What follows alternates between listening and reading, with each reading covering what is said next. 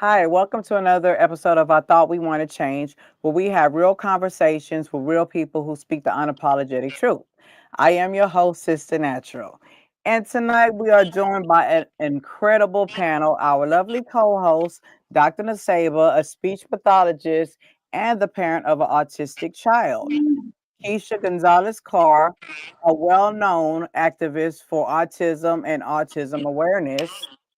Philip LeBlanc, a dedicated and passionate supporter of the autism community.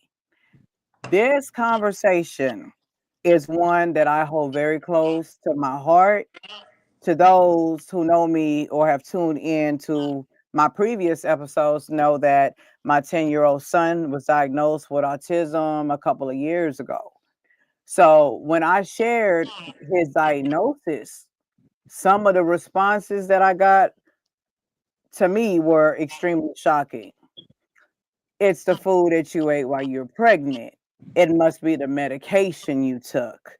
They're putting something in the water, they're putting something in the foods. They just slapped a label on him and he'll be fine. Autism doesn't exist. It's all in the mind. So these misconceptions are exactly why this conversation is so important and why it needs to be addressed. So before we jump in, let's have our guests introduce themselves and tell the audience a little bit about your connection to autism. Okay. I'll go first. Okay. Okay. Hi, everybody. My name is Keisha Gonzalez Carr. My son name is CJ. He's 25 years old, and he's my one and only baby. He was diagnosed at the age 3, and I have an organization called CJ. Well, it was formerly known as CJ Autism Foundation. It's the new name now. We're official 501c3 nonprofit is CJ's Hearts United Global. That's a mouthful. So yay. So I'm Congratulations. excited about that. Yes. I don't know if we just doing an intro or, so we get into it. We're You were introducing just, ourselves. That's Okay. fine. all right, so good evening, everyone. My name is Philip. Can you hear me okay? Yes. Hmm. So, I am a serial entrepreneur of 20 plus years, business degree in business management, father of five, 4 boys and 1 girl, and I have successfully raised an autistic son who has graduated from high school and is living a very functional life. To where when he was young, uh, barely spoke any words. To where now he literally can quote encyclopedias because of the time we Awesome. spent with him over the last 20 plus years. So I've lived it, I breathe it, I know people who are on the other side of it, and I try to give men and women hope that there is an rainbow, if you will. There's light. And as you continue through the tunnel, there's never an end, but as you continue through the tunnel, there is light. So I'm excited to be a part of this call, and my connection to Mrs. National through her nonprofit organization, and I'm looking forward to the conversation. Thank you so much for sharing. Dr. Nasaba. So, I'm a parent to a 20-year-old daughter. My daughter's name is Asada, and she is low functioning on the spectrum.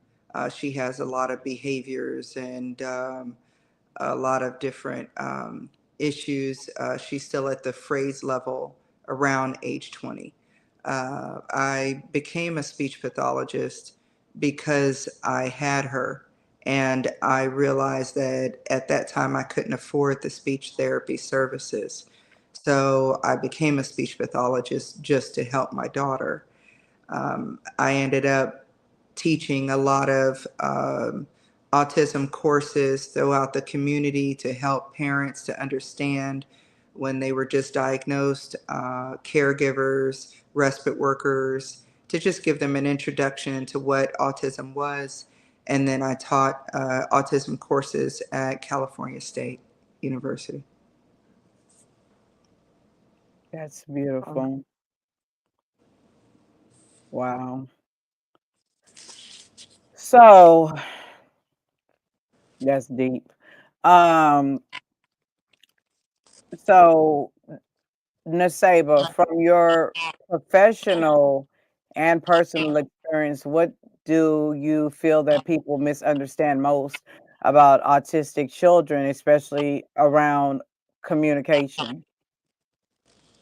I feel as though they think that they can fix the children. You Mm. know, instead of educating, teaching, they look at more like it's a fix. I'm going to fix the person and I'm going to make them whole again and they're going to be okay and that doesn't happen for every child. And it depends on where they are in the spectrum. And I think that is the biggest misconception is understanding the spectrum and understanding that there is a high end and there's a low end. So different results will vary depending on the child. Very true. Anybody else would like to chime in?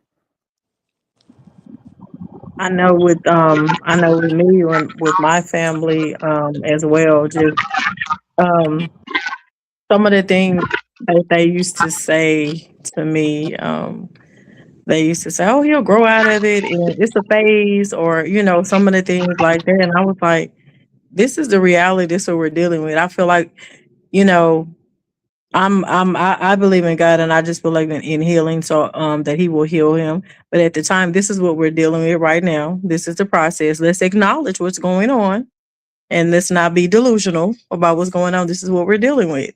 So, and a lot of times they do like you're gonna ignore it. And I know talk to a lot of parents, and it's like they wait so long before they accept it, and it's like you're not just hurting yourself, you're hurting your baby. And once you accept it, then you can go into action and do something about it. If I can add to the conversation as it relates to the misconception, I think the word autism in itself is a challenge because everything is lumped up the word autism, because there is such a big, Hmm. and because it's such a big spectrum, I'm 48, so I remember when I was younger, everybody that had some level of retardation was considered, what they would now call autism for the most part, right? Hmm. We're talking about two totally different type of diagnoses, two totally type of diseases and functions that nowhere near one another. And the medical community itself is still lost on what autism is for the most part, because you rarely can put 10 doctors in a room and get an agreement. So I Exactly. believe that the misconception is because autism itself is still invisible, right? You can't really see autism, right? My child may be low functioning at the age of 5, 6, 7, and 8, but may be high functioning as an adult, right? But what changed between childhood and adult? Was it the education? Was it the ABA therapy? Was it speech therapy? Um, some kids get it, some don't. So I think the misconception is such a broad range of spectrum. You have an Elon Musk who's high functioning. You would never think autism, right? But he's personally said he has it. Where you have a kid that may be perceived as someone with retardation, that may be very low functioning with their movements. So I think the misconception is you really don't know what it is, because every child is different and every genetic is affected differently. That's true.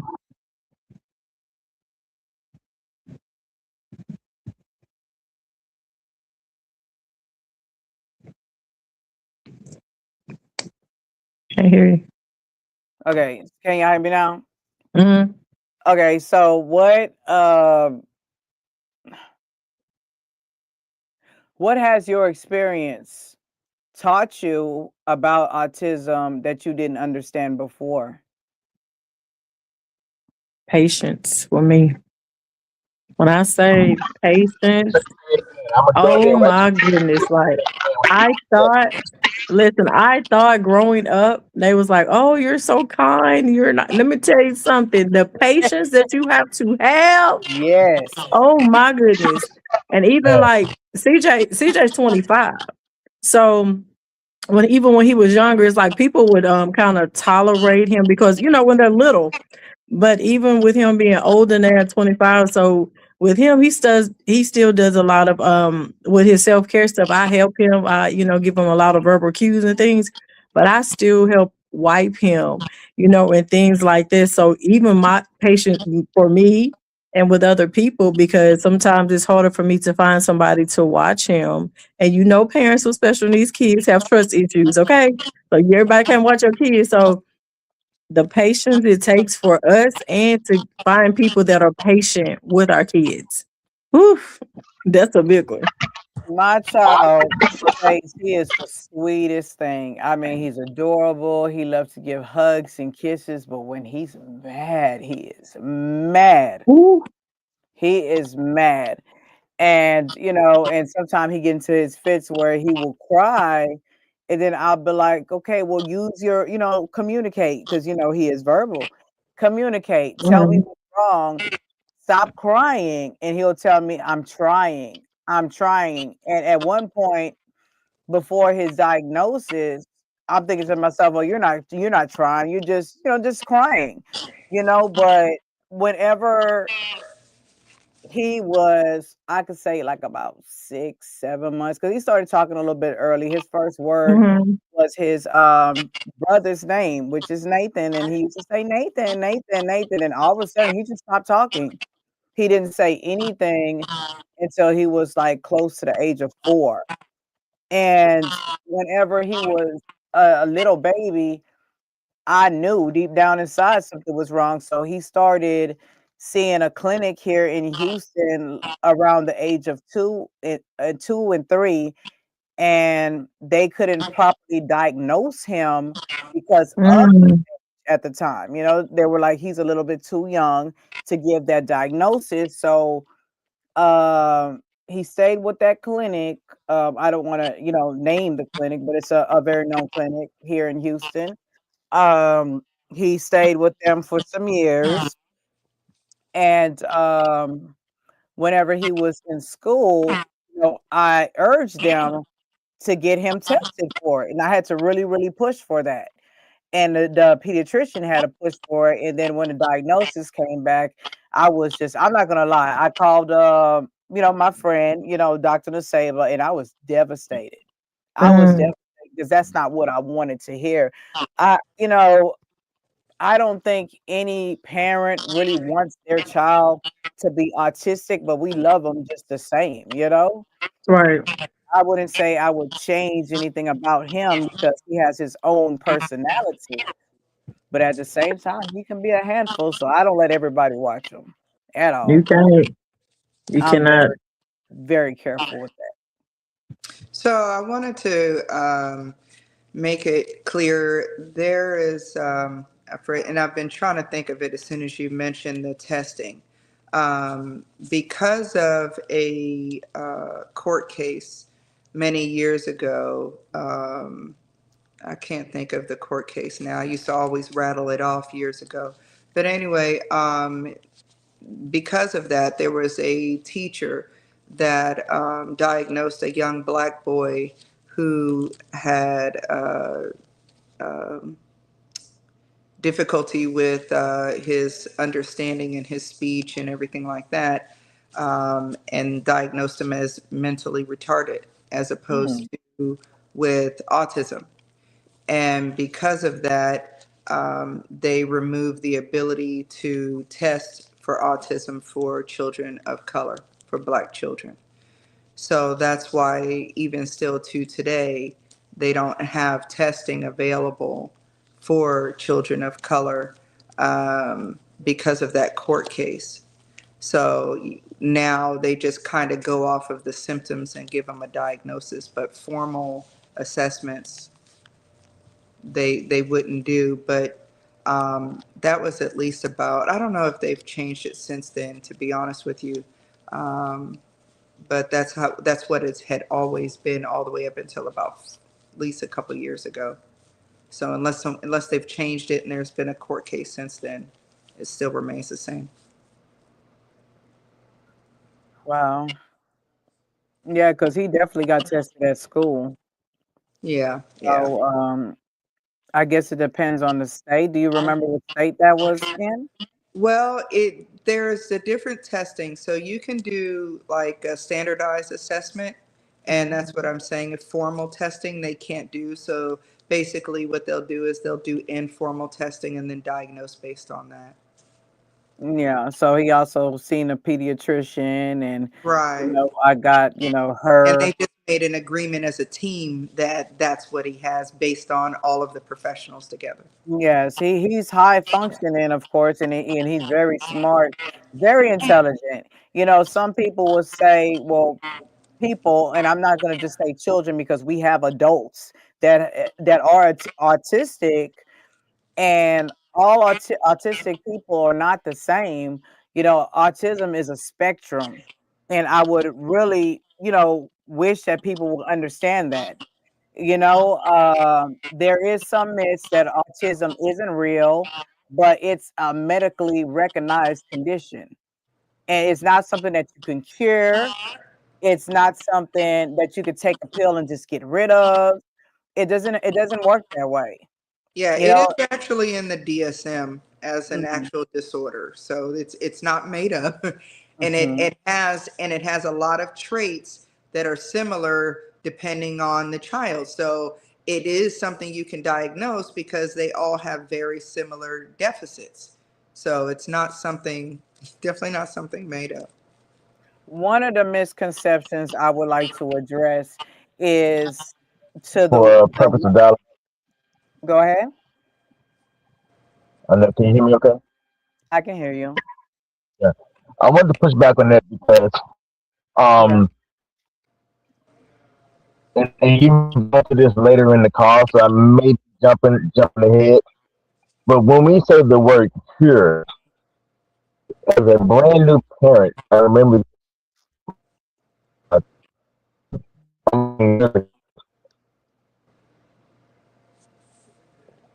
You're breaking up right. a bit. You're Am breaking I? up. And just might be your location.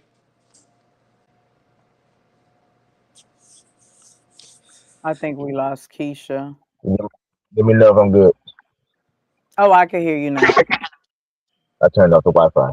Uh, so I remember when I was vaccinating my kids, the first stage, 'cause I had five, because the last batch of them did not get vaccinated. And I know that's a whole other conversation. I don't want to go too far into it.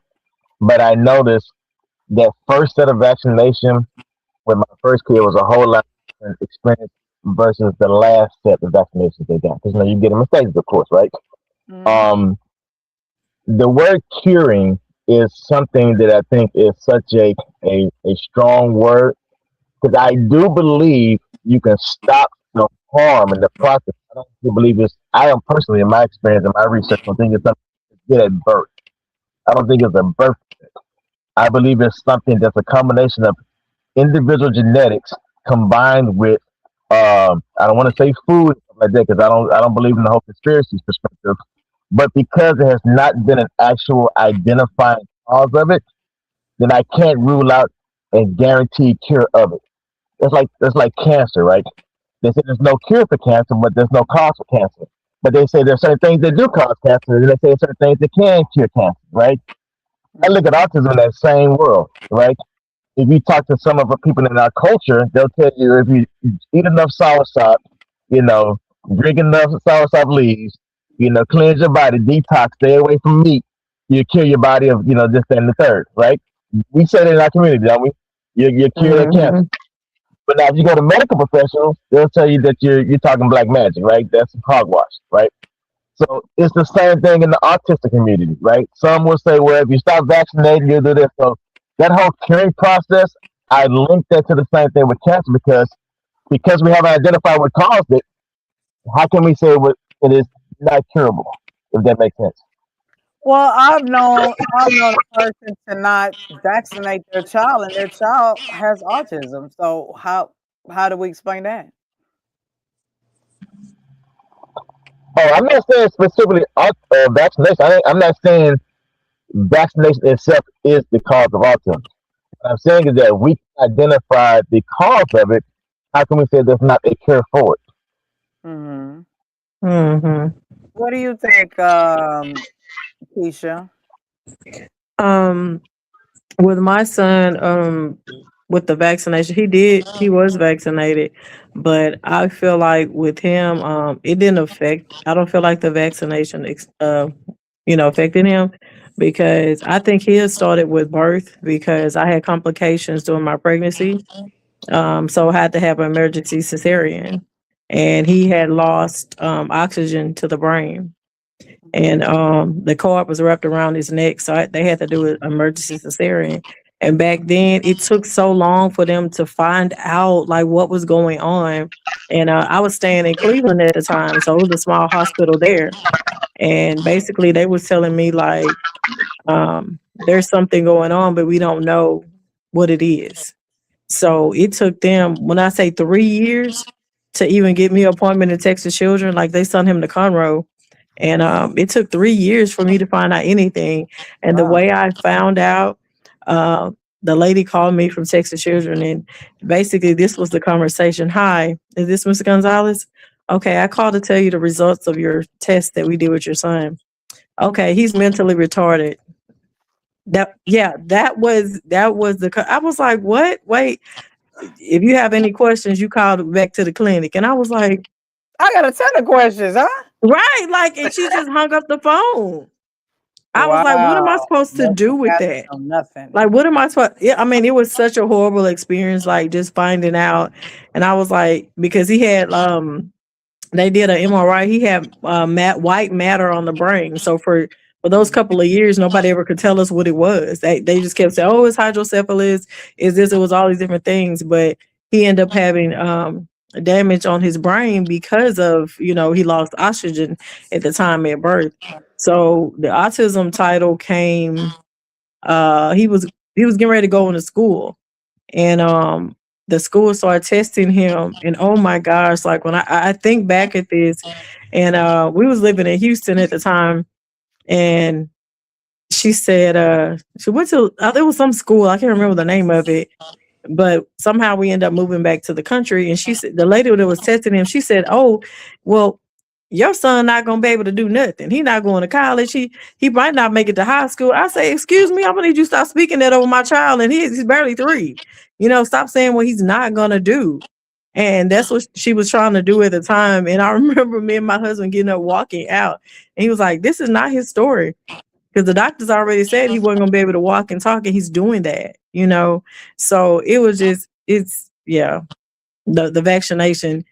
I I will say for us it didn't affect, but I do have some friends that say, their child changed after the vaccination.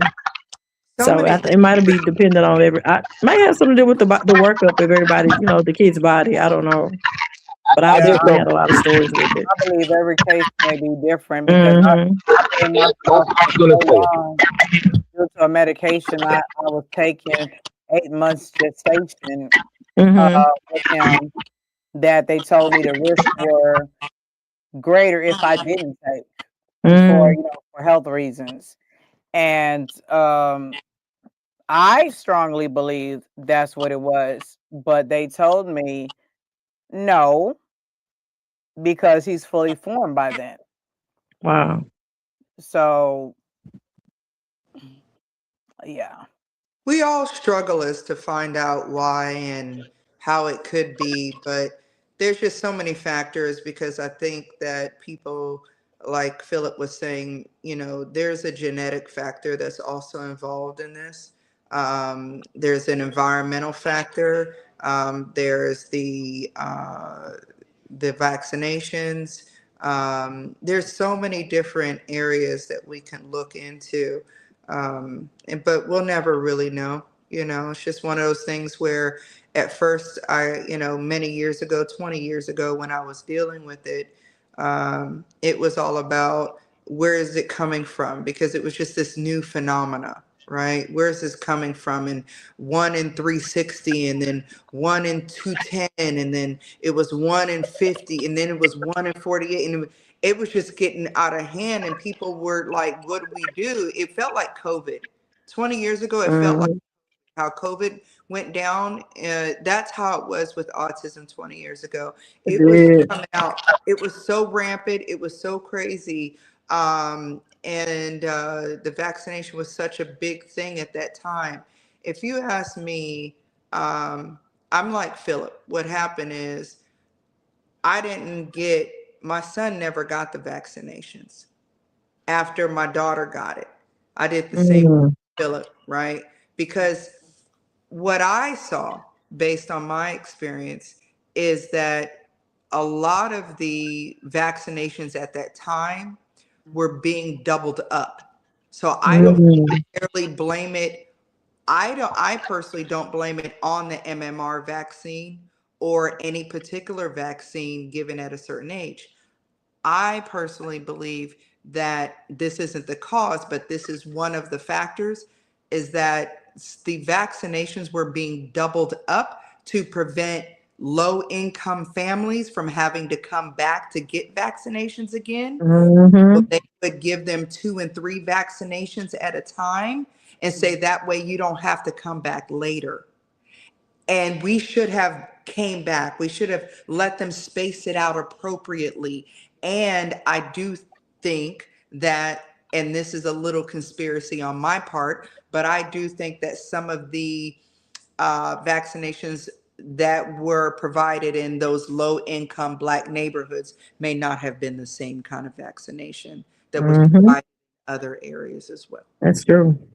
So, And if I can add to that on that same page, and I speak from a father perspective, not a scientific perspective, not a medical perspective. So, if somebody's watching this, they have to get with their medical provider, whoever it is they seek guidance from, because that's not where I'm speaking from. Because this community, they look for conspiracy theories, right? Yes, they They do.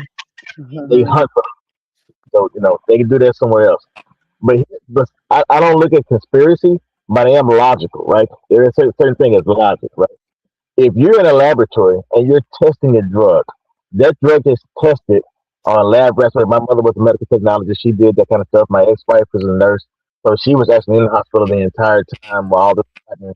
And most of us have been around somebody in the medical field, if not ourselves, right? And I know some of you are already also educated in that realm.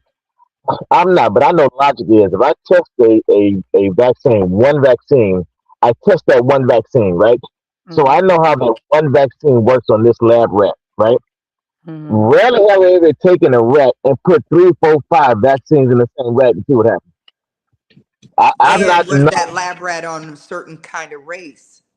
right? Exactly. So I know for a fact with my first two kids, my first son has type 1 diabetes, right? He didn't get diagnosed with type 1 diabetes until he's obviously what they call the teen diabetes until 12, 13. That's when it was discovered. The first part of his life was perfectly healthy. But then, because it shows up later on when you get that teen diabetes. My second son, autistic, right? By the time it happened, nobody else out of my other three kids got touched with a needle. But I do recall when they were young, getting one in the shoulder, one in that shoulder, one in the thigh, I mean, two in the thighs. I'm like, even an adult, I mean, a baby is very young, getting that much medicine at a young age. Heck, you can't take 5 Tylenol if they tell you. That's right. As an adult, right?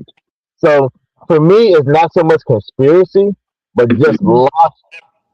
That, to me, combined with everyone's different genetics, I believe has something to do with how your body responds to it. Whether it causes autism or not, I know something changed. My last three kids, perfectly healthy, ain't nobody got anything. First two that got vaccinated, something got issues. So call it a clue, call it whatever. I call it reality.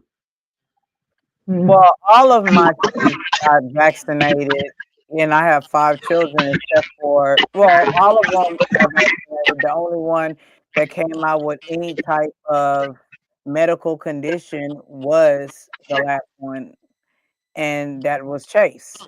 mm, Yeah, So when it comes to autism, I would say in my family it would be genetics because, excuse me, my nephew is on the spectrum. I have a cousin that is on the spectrum. She's in, I could say, her late 30s now, and she is not verbal. She's nonverbal. I have another little cousin. I have like 2 or 3 other cousins that are autistic. of all ages. Hmm. So, Yeah. I think that they require a special, it requires special care. mhm, Uh, People don't really know what to do. Family members don't know how to handle it. Babysitters don't know how to handle it. You can try to teach them, but they keep trying. I don't know if other people had the same experience that I did, but family members tried to use the old black methods, and those old black methods don't work on a child that literally turns their mind does not operate in the same way. So, as black people, we have a tendency to think cause and effect, right? That cause and effect will work. That if you do this, I'm going to do that. So you're going to stop doing Mhm. it if I do that. It doesn't work like that with children on the spectrum. They don't see that, they don't make that connection that if you give me a spanking, then I'm gonna stop. That connection isn't there. They can be afraid of it, right? Like my daughter, she was afraid. She was always afraid. She was always afraid. But what it doesn't do is it doesn't relate to I need to change my behavior. nope. It just Mhm. means I'm gonna take, like any person would with common sense, I'm gonna take a pause. I'm gonna pause what I'm doing right now. But it doesn't translate into if I keep doing this, that's gonna happen. That connection doesn't always make it. So I wish that a lot of black families would try to not use the black way of raising children with autism, because it doesn't work. It Mm-mm. doesn't work that way. Yeah, I would explain things to Chase. I would take things away from him. The most I would do at I can't even remember the last time I did it though, was like pop his hand if he touched something he has no business touching. He knows better with some things now. Sometimes he be trying to get over with me, but he's very intelligent, so I don't do the spanking and all that because I feel like it's unnecessary and it doesn't change anything when it comes to him. He's gonna do Mhm. He's gonna do whatever Chase wants to do. He's gonna listen whenever he wants to listen. Um, but a very, very intelligent, a math genius. But I do want to just, not only just focus on the children with autism, I also want to focus on the adults because a lot of adults do not get tested. They do not know whether they have autism or not. And there are many adults with autism Can that we are can we very mute high real quick? functioning as Background. We got to mute. I think it's Philip. Let me thank you, Philip. um, as he said with Elon Musk, like he's very high functional autistic. And there's a misconception that people with autism are slow, they don't comprehend well, they don't understand. And there's many adults that I know that have autism that are autistic, and they're very intelligent, very, very intelligent. Speak very, they are articulate in the way that they speak. They have careers. I just want people to understand that there's different spectrums, and everybody doesn't fit the same box. So, what other misconceptions do you feel that is in our community that you would like to address? For me, what I tend to focus on now is, because now that my daughter's older, it's a little different. Mhm. I think what doesn't get enough attention are the caregivers, the parents. I don't think people truly realize the devastation that we go through. I don't think they realize the pain, the tears, the crying, I don't think that people really understand how tough it is, where there are days where you want to give up, and then there's days where you could never see yourself giving up, and then there's days where you literally will just sit there and just cry. Just sit there and cry. And and to be honest with you, is nothing even had to have happened that day. It's just your life. It's just your life being that difficult, and no one being able to relate to what you go through. They think they can. They think they know. And they just say all the nice words, push through it. It'll get better. Don't let it get you down. Don't let. So right now, I think that there needs to be some compassion, not just for the children, but for the extreme amount of pain and suffering that the parents and whoever's the caregiver, whether it's grandma taking care of these kids or whoever it is, because it's a lot of anxiety, a lot of depression, a lot of suffering. You have to have a very strong support system. Yeah. And there's a lot of people that definitely don't understand. Yeah, What do you the caregivers, they really don't. I agree with her on that. Because even a lot of things that I get is I remember I don't know if y'all saw that though. I posted a video. I don't know, it might have been a month, maybe a month or two, and that was hard for me because I've never posted a video of myself crying like that. And this particular day, I remember I was like, I was so embarrassed after I did it, but I remember, but that's how I process. If CJ have a meltdown, I used to have to like almost like I would say, you know how you fight somebody off the street, right? He's so strong. I literally had to push him against the wall, like protect myself because he's so strong. So I remember just being that day, being in it, and I was like, oh my God. And I would, after he's calmed down, I tell people it's almost like temporary insanity for him when he's going through a Yep. meltdown because it's a look in his eye, like Yep. it's not him. Yep. And when it's over, he goes back to playing his La game la or la la la la. whatever Yep. it is. Yep. It's like, oh my Yep. gosh. But And then then you fall apart. you fall apart. And You're then left with the that's when you pieces. fall apart. Yep. Yes, I remember I went into the room and I was sitting there like, because I never like to cry in front of him and stuff like. So I went in the room. I was just so destroyed. And I remember making a video because that's how I kind of process. I talked to myself in the video, but I never posted it. And I remember that day. I heard God say, "Post it." I said, "Oh, I know you playing with me. This is the ugly cry and everything." But I understood why he had me to post it because after I posted, I got off. I was like, I don't want to see what nobody got to tell you. I was like, oh, this ugly cry. Like told myself all this stuff, but I see why he told me to post it because in that time, they always tell me, you make it look so easy.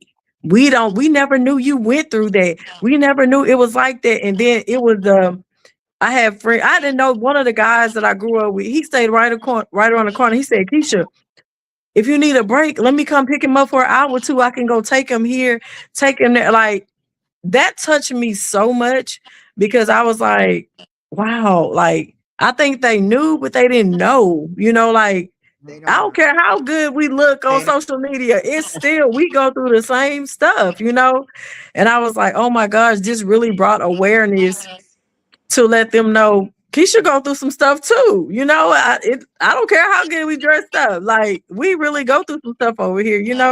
So yeah, I definitely agree with that about the caregivers, like needing that attention, needing that because we do a caregiver support group. And what I realized when doing that is the parents do come in and they unload, but sometimes they just need somebody to listen that goes exactly what they go through and just kind of understand, be like, and you know, we none of us know everything.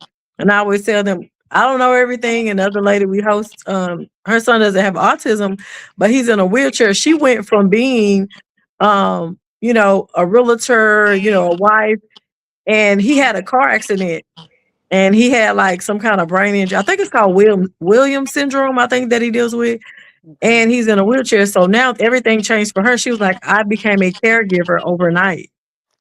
And Hmm. so, you know, when she was telling her journey about that, and she was like, we're all caregivers, you know, and we take care of people. She said, but it's what we do with it, it's how we process it and the whole thing. Because somebody said, oh, y'all just come to a support group and y'all just sit in a circle. No, it's so much more than that. Like, oh my God. Like, that's how I know you haven't been, because you just said we sit in a circle. No, that is not what we do. But I So yeah, remember that video, and that I don't know if you remember Circle me stops you reaching from out falling to you apart. after that video because I didn't know. And I don't think I really just went to your page before. I don't really go to too many people pages.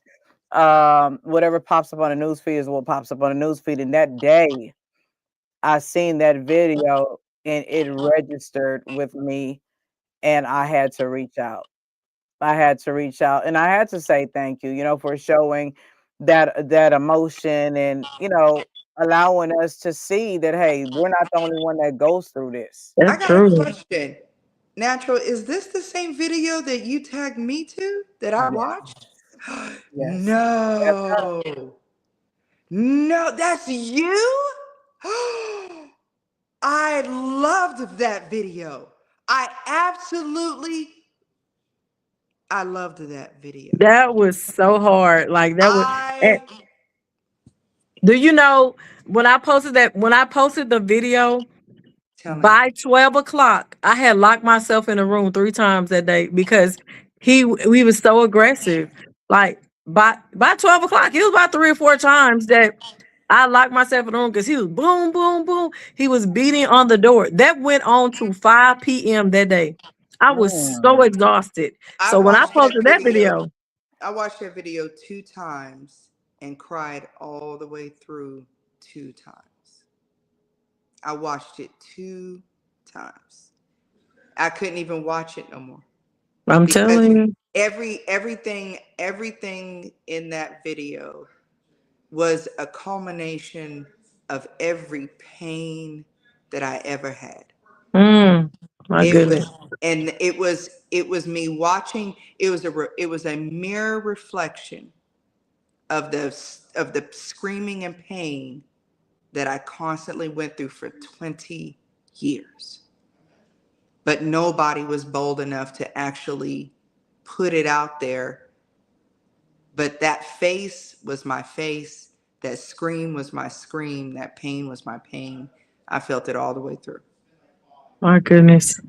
Wow. My Wow. son started fighting teachers in kindergarten. He started Wow. fighting teachers in kindergarten. Now, does he fight anymore? No. Hmm. Um, he's not. I wouldn't say he's violent because he's not. We taught him how to communicate more and express his feelings. So I think that's something he kind of outgrew, and hopefully it stays that way because I remember them telling me that he tried to run out the school one day and I didn't believe it. I'm like, what in the world are y'all doing to my child? And this was before his diagnosis. And I remember going into the principal's office and he was just underneath the desk Mm.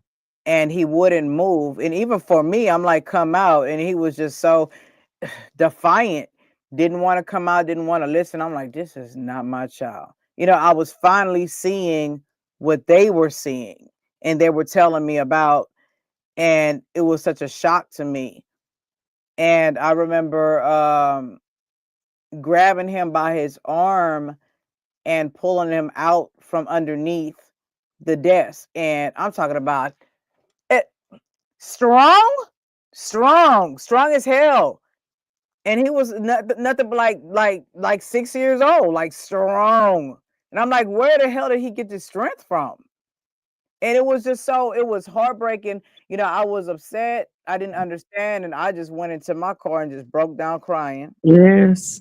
I broke down crying. I didn't know what else to do, and then I had to apologize to the teachers. I just had to, because I finally seen what they were talking about the whole entire time, but he wasn't like that at home. And Mm-hmm. I sometimes he gets away with certain things at school because they kind of like baby him a little bit. Like, oh, Shay, Mm-hmm. I'm like, hey, this needs to be done. You need to do your work. Yeah.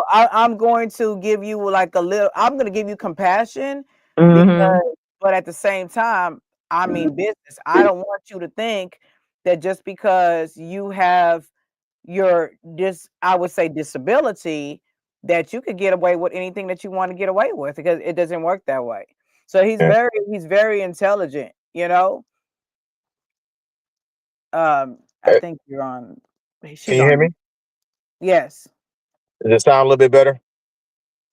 Yes. Okay, great. So, um, to add to that, I think as autistic community that we're all a part of as parents and caregivers, um, we often have a little bit of overprotectiveness of our kids. I can recall when we go outside to play. This is I mean, he's 21 now, but in his younger years, um, we wouldn't tell anybody. We wouldn't state that he had autism because it was almost like an embarrassment. And a lot of times you see your kid acting up, you wouldn't vocalize it. But that silence, what that does, it it it it ostracizes your kids from being treated a certain way. Because I see kids now that I didn't know was autistic, but the moment I found out, I said, "Oh, I know how to handle this." And I knew exactly how to handle those parents' kids. I knew exactly what to do with them.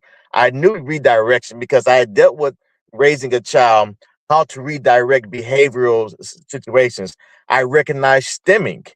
Had I not been in the autistic world as a parent, I wouldn't know what stemming is. I would know what the flapping of the hands and the the repetition of sounds or repetitions of watching a movie 5 times over on the same spot. There's a lot of similarities that you don't know if you're not a parent. So, but we as parents, we don't let nobody know. We know, he just, going through some things, whatever. But as they get older, so no, my child is so this is something I did much, much younger, and this is something me and my ex-wife had to do. We never said our child had autism. We said our child is recovering from autism because I needed to have a mental, for me, a mental strength of I'm going to pull you into a certain stage to where you'll be able to live with this, right? So I always looked at it as we're recovering from the challenges. Now remember, 20 years ago, autism is not today autism. It's a different world that we're living in. I'm talking about long time ago. It's a total different experience than what it is today. So at that time, it was everything was attacking our kids. Everybody's out to get them. We're going to cure this. We're recovering. So that was our words was recovering. So we had to learn different ways to deal with the aggressive behavior. Now, I will say this: as talking about parenting, and as we're talking about having to go into those dark spaces and crying and dealing with the tears in our community, we know statistically they say more boys, one out of boys are diagnosed with autism more than girls, right? That's the stats on it, right? But they also don't recognize that this is happening in a lot of single mothers' homes. So there's women dealing with these big boys who are having these behavioral challenges that our community doesn't really, not really aware of. So I know for me, and I knew how to handle mine being a father, my disciplinary process changed a lot. But I can imagine how many mothers are silently going through this that other people just don't even know about. So it's something that I think we need to be a little bit more vocal about. We have to kind of kill our own ego because there's a little bit of pride not want to let other people know that our kid is dealing with a certain challenge. But the more we do vocalize it, the more somebody else can maybe relate to it, and it's how we talk about it and how we discuss it. You know what I did for my son? I bought him a shirt that says autism is my superpowers. So anytime I love he that. acts up in a Yeah. store, It's already there. People It's know, hey, there. I'm autistic. I don't have to explain myself. I don't have to explain myself anyway. But the Mm-hmm. point I is, love that. I try to get him to embrace himself being a little different because I'm not going to say he's not a little different. He just needs a little bit more care, a little bit more understanding. And one of the myths I would say is that some children or adults with autism lack empathy, but that's not the case. I mean, they express themselves differently. Mm-hmm. Some of them are not very open about the way that they feel. Some that's not nonverbal, they act out in a violent way because they cannot express themselves or articulate themselves or speak for themselves. So they act out because that's the only way they know how That's to get true. your attention. That's true. So I do want to clear that up. I don't feel like they lack empathy. I feel like they have their own way of showing love and compassion and, things that they're feeling. With you saying that, I'm a this is so funny. You bought a shirt that said that. I seen a shirt because CJ does a lot of stemming with his hands. So I went on Amazon, I found him a shirt that said, "Just let me stem, bro." And so it says that, like, yeah, it said, and I was like, oh my gosh, like, That it's is perfect. funny. Cause he was in, I remember was in Walmart one day and he's this big old dude, right? He goes and he's seen this toy on his bottom shelf and he just did, you would think he played baseball or something. He slid down on his knees and this man was like, what is he doing? I say he playing with the toys. He playing with his toys. Like it's some spinning light. I say that's what he doing. I say that's what we do in the store. I say you want to know something else? Like I stopped getting offended when people used to ask me that, and I said let me tell him what he doing because he's curious. He's asking. And when you say about the empathy, CJ did something. He had a meltdown, and this was so funny. I said, "What is that?" I was sitting. I was so mad. I was upset.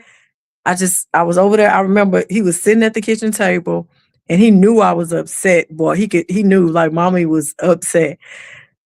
I hear Tupac's song, Dear Mama. I was like, I forgive you, CJ. Oh my God. Let me tell you Um, something. I said, how did he know to play that? CJ answered yes, no question. But when I tell you he started playing Dear Mama, I said, I forgive you, CJ. I forget, like, because I know what that song meant. So that was, so I said, okay, he do know. He know I'm over here in my feelings. So he do know. He played that. And he started smiling when I said, I forgive you. Like he wow. knew. I said, Yeah, wow. they're Mm-hmm. very intelligent, and I want people to Mm-hmm. understand that autism don't mean slow, and that's Right. for children or adults. It doesn't Right. mean slow. It means different, Different. challenges. Uniquely different. Uniquely different, yes. Or uniquely able. That's what's a lot of things we oh my But gosh. but but Seriously.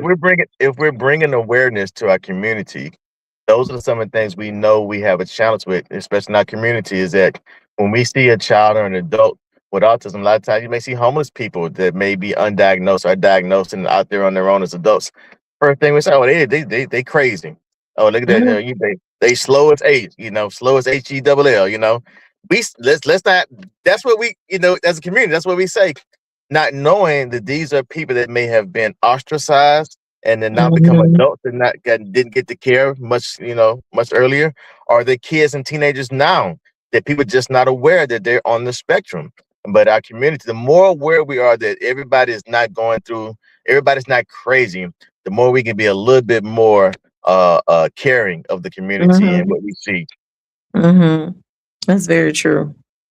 Very That's true. one thing that is a pet peeve of mine is people downing others that are different or even have mental issues in our community. We think it's a Mhm. joke, we think it's a game, we laugh, we poke fun, and it's really nothing to play about because so many people are suffering, Yeah. That's so you know. true.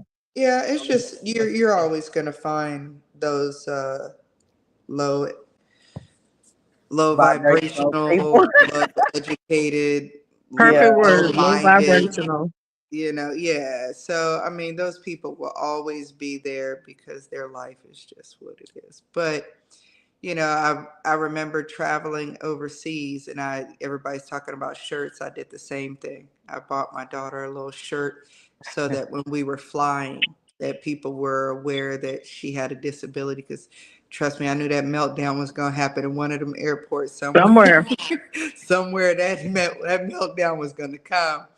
And but when she got older, when she Mhm. got about her teens, when you have to take your child down in the middle of Lowe's, or you Oh got to boy. take your child down in the middle, and I literally had to take her down to the ground and pin her down. I Mm-hmm.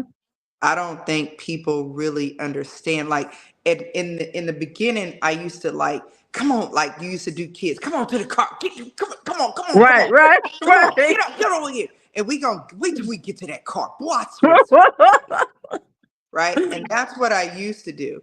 Mm-hmm. After a while, I didn't care no more. Yeah.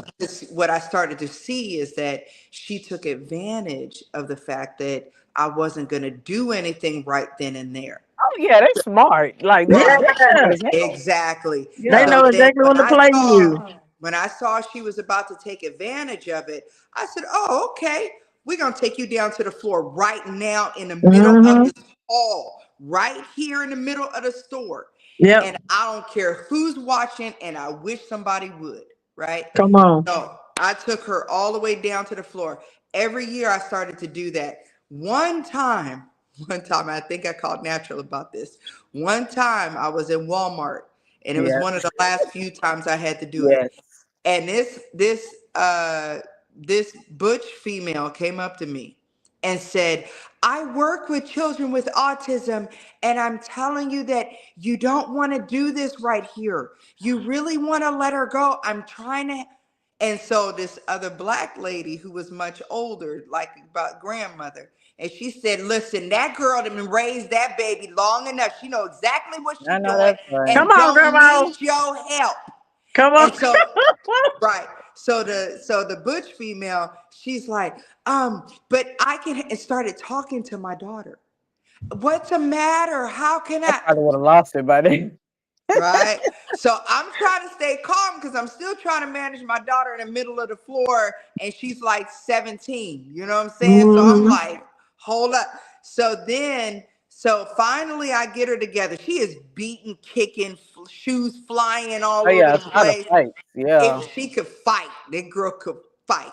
And so finally, I hemmed her up, had her all in the chokehold and everything was, and finally got her calmed down. All right, finally got her calmed down just to walk out of the Walmart store to two police officers walking in because they called the police on me. Mm-hmm.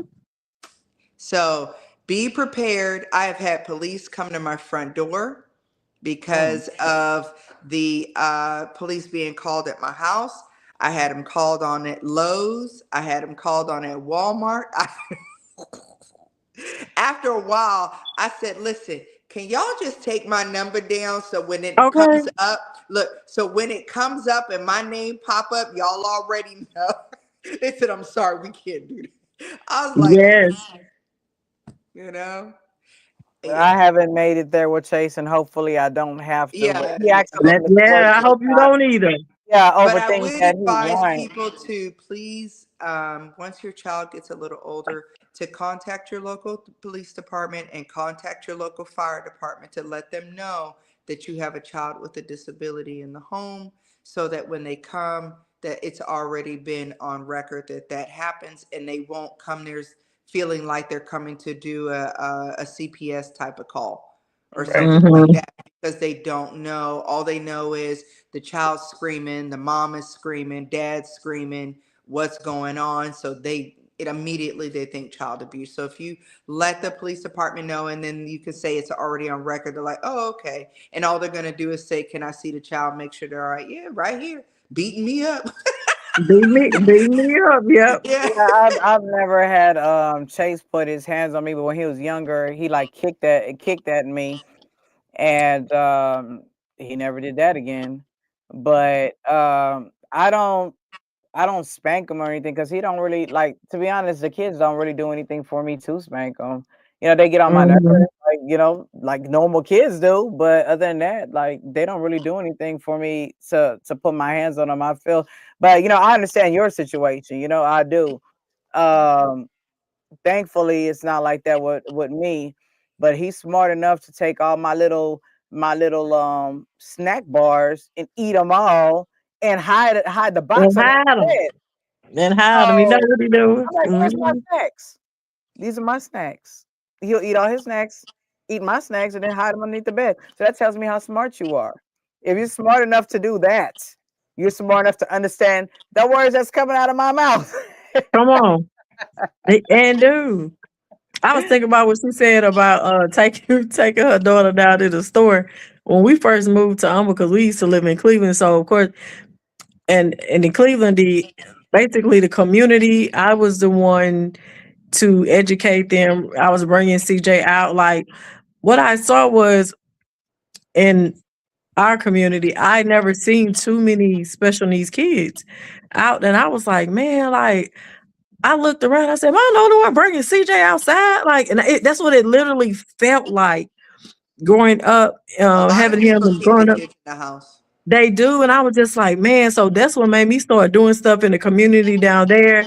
And what I found out, I had the community support. When I tell you that everybody knew CJ name in East Texas before they knew me, they was like, "Where's CJ?" And I was like, "Hey, how you doing?" But they knew him. But when I moved to Humble, it was the opposite. Like I didn't know the community, but I had the families and stuff that I know. So now I'm getting to know the community around. So when I moved up here, Cleveland has a small HEB. So we went to the HEB in Atascocita. When I tell you, CJ told them folks throw up. We was getting ready to check out, baby. They had all the checkout things, and he probably was so overstimulated, and it was so much going on. When I say I thought Incredible Hulk was unleashed in that mug, he knocked out all them people things, the racks with the gum and candy, and this man really thought. He said he kept asking me, "Are you okay?" And I said, "Everybody stand back. Do not touch him." CJ tore up all them people stuff, and I was trying to get people to stop, don't come around. The lady had called the police, and the manager came out and said, "No, do not touch her. He has autism. That's his mom." And the lady that was checking out the grocery, I said, "Ma'am, keep scanning. We trying to get out this store." But there was a man standing to the side. He kept saying, like I don't know if he didn't understand. The lady, the manager said he has autism. That man stood there. He followed us all the way to the parking lot. He kept saying, "Are you okay?" And I was like, "Yeah, that's my son. He have autism." That man followed me all the way to the car. He kept saying, "Are you in a domestic violence relationship?" I don't know why I'm whispering like it, but that's how he was talking to Oh, me. And he was like, wow. he thought I was in a domestic violence relationship. He waited until I got in that car, and that man watching me because it was not computed. Like that's your child. Like I know, like he's trying to fight you. He did not. He's never seen that. He just know. He said he sees my domestic violence relationship. I say, "Sir, I'm telling you, that's my son. It's okay. He don't. He just overstimulated right now." Man, that man was trying to make sure I was okay. But I had to take him like in that store. I had to try to take him down and get him calm. Like, well, I just said, "Ma'am, don't let the police. I don't know these people down here. I know the community in Cleveland and East Texas, but I don't know these police out here. I got to get to know them. Let them know that who my son is because they could have came in there, and did anything." So That, yeah, I that, definitely relate to that one. that's why I That day say, was very scary. yeah, that's why I go back to the fact that as a community, if you don't have a direct family member that has the word autism, because some people do have other mental challenges in their family, which is different from autism. The general community does not recognize it. They don't understand what they're looking at. And so that's why it's so important for those of us who are in this community, make it more vocal and get the word out because it's becoming a lot more common now. I mean, whether it's more diagnosis or whether it's more media attention to it, with people like the billionaires admitting they're on the spectrum. I don't know if that's bringing the light to it, But the more people recognize something different from what they're used to, they say, "Oh, that may be autism," and they may not react as you know a, such a negative alert, like calling the police and things of that nature. And now, and even the police force, uh, not just specifically, but they are starting to add certain city municipals mental health to the department. So when they do get calls out, you have mental health coming out, and not necessarily the police, because police come out, they come with a whole different mindset. So you have mental health support coming out, so you don't have to deal directly with law enforcement when somebody who doesn't recognize it see you trying to handle a behavior issue or discipline your child in a way that we all are used to. So let me tell you, I came out of Lowe's one time. Lowe's really they really got me. I came out of Lowe's one time with my ex-husband, and we were on our way to the car. By the time we got to the car, we had 5 police cars that came up because somebody in Lowe's thought we were kidnapping our own daughter. That's crazy. They thought I was kidnapping my daughter because of her behaviors and her meltdown on the way to the car, in the store.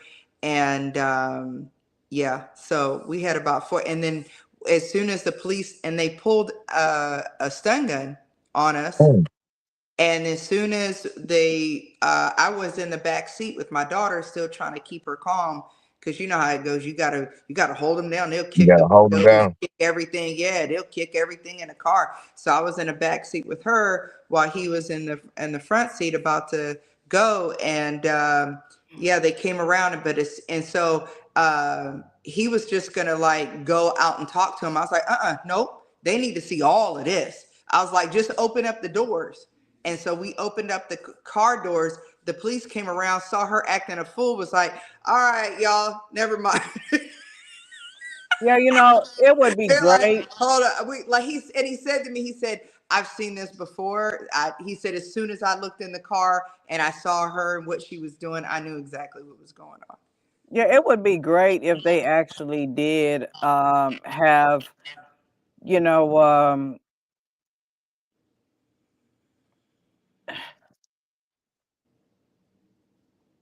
somebody to come out like to deal with people that have mental disabilities or autism. I don't think autism is a mental disability. I don't. I feel like it's a condition, and I think it's more genetic. It's a more of a neurology type of situation that we're dealing with. I don't think it's a It's not mental mental health, illness. it's No, neurological. it's not.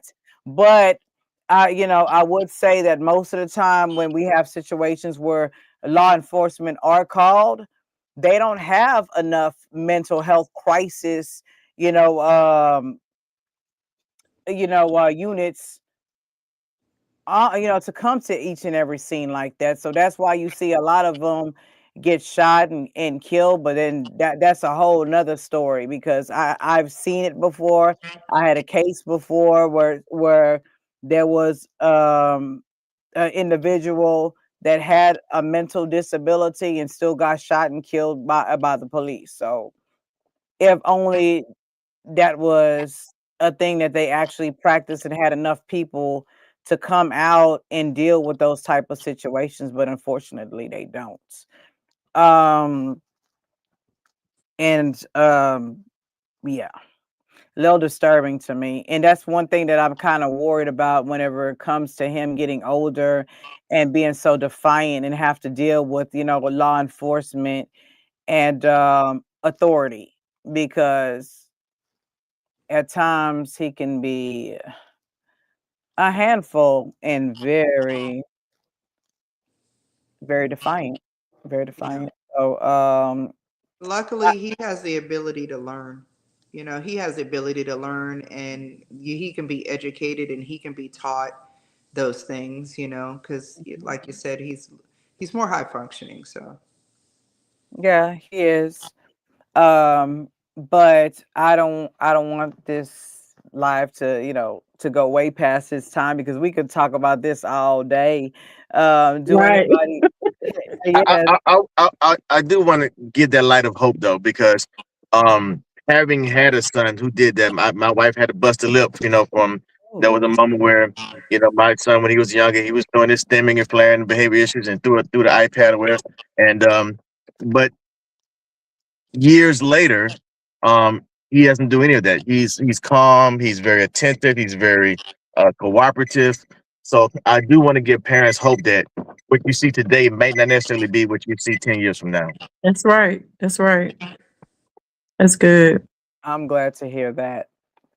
I wanna Thank I wanna say thank you for saying that. Especially after today. I need to hear that. Because we was at my mom's house and CJ didn't have a meltdown, but he didn't understand that my mom house burned down today. So he tried to go in and he got so mad that he wasn't able because grandma that's what grandma he gets the cokes that mama don't give him. So Right. he was trying to strong arm everybody to get in that door and he did not understand.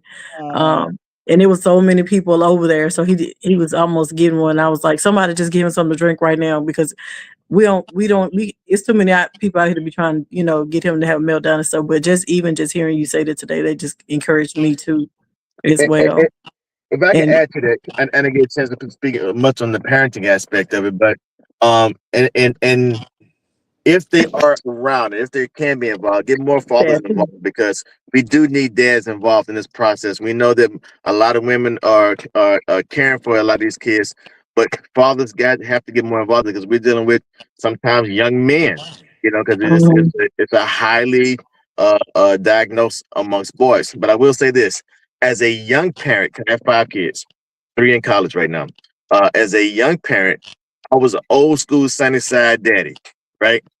you know, and you know what that means. You act a certain way, you're gonna get a certain reaction. I did 10 years in the Marine Corps. My father was a Marine, so it wasn't no Mhm. soft parenting. It was hardcore parenting Right. through and through.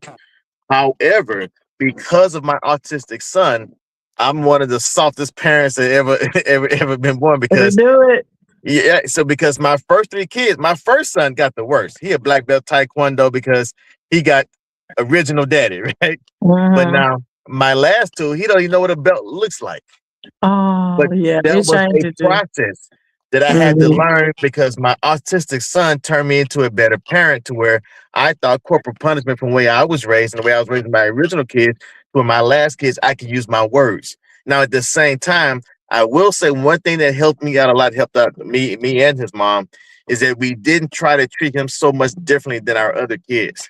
I was Mhm. very adamant that I treat him like a regular child. You're gonna sit down, you're gonna eat with the kids, you're gonna read, you're gonna do homework. You may have some behavior issues, but we're not gonna treat you and talk to you differently.